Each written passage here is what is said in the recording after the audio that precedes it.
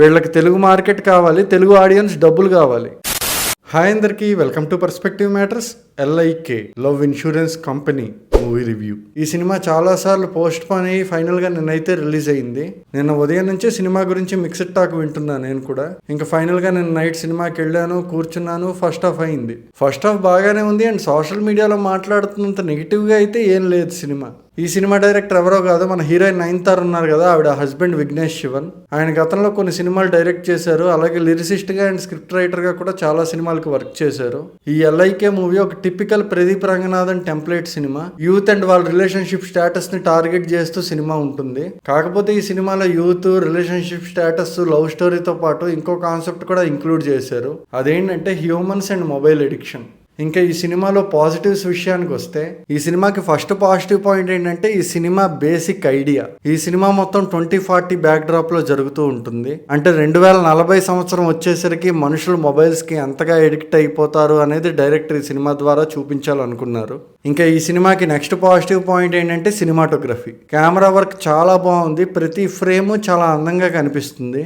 మెయిన్గా మనం ఇప్పుడు వాడుతున్న వస్తువులు అప్పటికి ఎలా మారే ఛాన్స్ ఉంది అనేది చూపించడంలో కూడా సక్సెస్ అయ్యారు. ఇంకా ఈ సినిమాలో నెగిటివ్స్ విషయానికి వస్తే, ఈ సినిమాలో బిగ్గెస్ట్ కంప్లైంట్ ఏంటంటే సౌండ్. పాటలు కానీ, బ్యాక్గ్రౌండ్ స్కోర్ కానీ, లిరిక్స్ కానీ, డబ్బింగ్ కానీ అన్నీ సౌండ్ పరంగా తెలుగు వర్షన్లో ఏది బాలేదు. పాటల్లో లిరిక్స్ వినిపించవు. స్క్రీన్ మీద ఆర్టిస్ట్ లిప్స్ ఇంకా కదులుతూనే ఉంటాయి కానీ డైలాగ్స్ అయిపోతూ ఉంటాయి. లాంగ్వేజ్ ఏదైనా కూడా సినిమాలో ఒక 2 పాటలు తప్పితే ఈ మధ్యకాలంలో వచ్చిన అనిరుద్ధ్ వీకెస్ట్ వర్క్ ఏదైనా ఉంది అంటే అది LIK. ఈ సినిమాలోనే కాదు, చాలా డబ్బింగ్ సినిమాల్లో ఈ కంప్లైంట్ చూస్తున్నా నేను. వీళ్ళకి తెలుగు మార్కెట్ కావాలి, తెలుగు ఆడియన్స్ డబ్బులు కావాలి, కానీ తెలుగులో ప్రాపర్గా డబ్ చేసి రిలీజ్ చేయడానికి మాత్రం వీళ్ళ దగ్గర బడ్జెట్ ఉండదు. ఒకటైతే చెప్పగలను, అదర్ లాంగ్వేజెస్ డబ్బుడ్ మూవీస్ ఏవైతే ఉన్నాయో వాళ్ళు తెలుగు ఆడియన్స్ని మాత్రం చాలా వరకు గ్రాంటెడ్గా తీసుకుంటున్నారు. ఇంకా ఈ సినిమాలో నెక్స్ట్ నెగిటివ్ పాయింట్ ఏంటంటే, చెప్పాను కదా కోర్ ఐడియా వరకు సినిమా చాలా బాగుంది అని.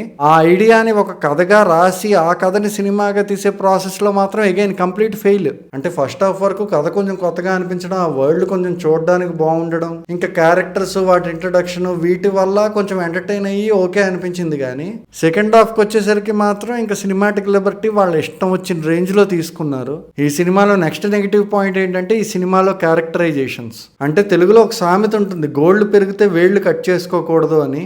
ఈ సినిమాలో క్యారెక్టర్స్ అన్ని గోల్డ్ పెరిగితే వేళ్ళు కట్ చేసుకునే టైపే ఉంటాయి.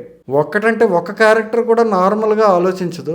చిన్న ప్రాబ్లం కూడా పెద్ద పెద్ద సొల్యూషన్స్, పెద్ద పెద్ద గొడవలు, పెద్ద రచ్చ చేస్తూ ఉంటారు అనమాట. ఇంకా ఫైనల్లీ LIK మూవీ ఎలా ఉంది అని నన్ను అడిగితే స్ట్రిక్ట్లీ బిలో యావరేజ్ సినిమా ఇది. ఒకవేళ అనిరుద్ధ్ ఫ్యాన్స్ ఎవరైనా ఉండి ఆ మ్యూజిక్ని ప్రాపర్గా ఎంజాయ్ చేయాలి అనుకుంటే తమిళ వర్షన్ చూడండి. ఫైనల్లీ చెప్పాలనుకుంటుంది ఒకటే, ప్రదీప్ రంగనాథన్ ఇంకా ఈ టైప్ ఆఫ్ మూవీసే తీసుకుంటూ వెళ్తామంటే మాత్రం కష్టమే.